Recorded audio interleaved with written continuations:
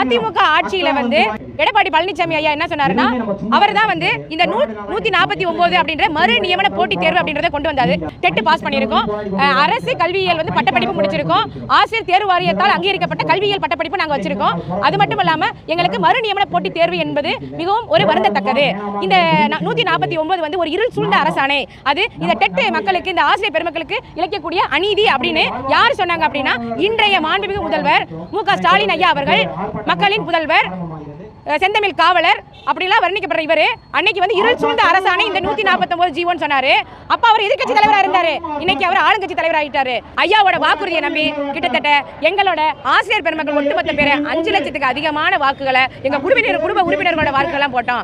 ஆனா அவரோட ஆட்சி முடிஞ்சு 4 வருஷம் ஆகியும் இன்னும் எங்களுக்கு எந்த ஒரு பணி வாய்ப்பும் வழங்கப்படல. அதுக்கு மாறாக எங்களுக்கு விஷத்தை கொடுக்கும் விதமாக இந்த 149 ஜீவோவானது அமல்படுத்தப்பட்டுள்ளது.